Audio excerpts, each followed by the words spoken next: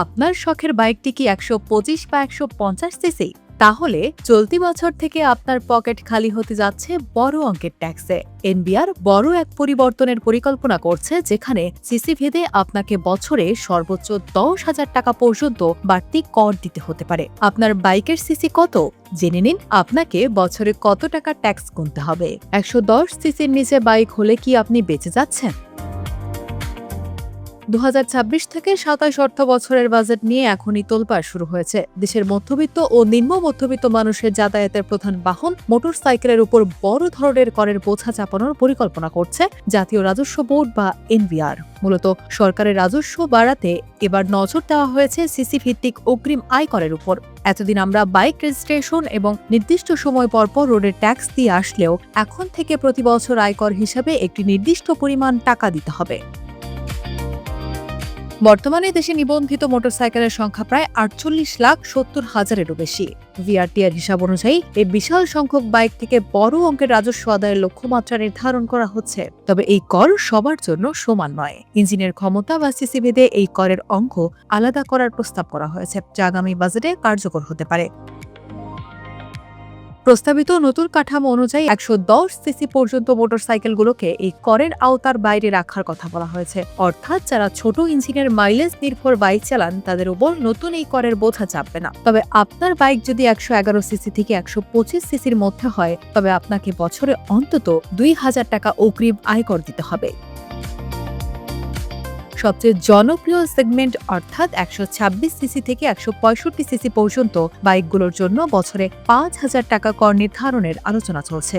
আর আপনার যদি 165 সিসির বেশি শক্তিশালী বা প্রিমিয়াম কোনো মোটরসাইকেল থাকে, তবে আপনাকে বছরে 10,000 টাকা পর্যন্ত কর দিতে হতে পারে। এই প্রস্তাবনাটি চূড়ান্ত হলে রাইডারদের বার্ষিক খরচ উল্লেখযোগ্যভাবে বেড়ে যাবে। বর্তমানে একজন মোটরসাইকেল মালিককে আলাদাভাবে অগ্রিম আয়কর দিতে হয় না। বর্তমানে 50 থেকে 125 সিসি বাইকের রেজিস্ট্রেশন ফি প্রায় 9,291 টাকা এবং 2 বছর পর পর 4,600 টাকা রোড ট্যাক্স দিতে হয়। অন্যদিকে 125 সিসির উপরে বাইকের ক্ষেত্রে এই রোড ট্যাক্স প্রায় 9,200 টাকা। এই বিদ্যমান খরচের সাথে যদি নতুন এই 5 থেকে 10,000 টাকার অগ্রিম কর যুক্ত হয়, তবে তা সাধারণ মানুষের জন্য একটি বিশাল আর্থিক চাপ হয়ে দাঁড়াবে। পরিসংখ্যান বলছে 110 সিসির উপরে প্রায় 38 লাখ মোটরসাইকেল বর্তমানে দেশে চলছে। যদি গড়ে 4,000 টাকা করেও কর আদায় করা যায়, তবে সরকারের বছরে প্রায় 1,520 কোটি টাকা বাড়তি আয় হবে। এই বিপুল পরিমাণ টাকা মূলত সাধারণ ব্যবহারকারী ও রাইড শেয়ারিং চালকদের পকেট থেকেই যাবে।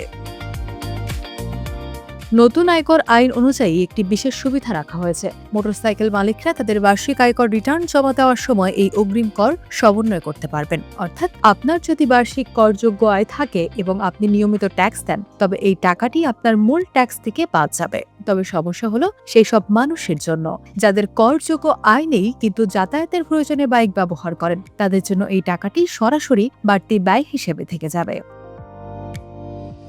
এছাড়া ব্যাটারি চালিত রিকশার মালিকদের জন্য একই ধরনের সমন্বয়ের সুযোগ রাখার কথা ভাবা হচ্ছে। এনবিআর মনে করছে এর মাধ্যমে করদাতার সংখ্যা বৃদ্ধি পাবে এবং অটোমোবাইল সেক্টর থেকে স্বচ্ছভাবে রাজস্ব আদায় সম্ভব হবে।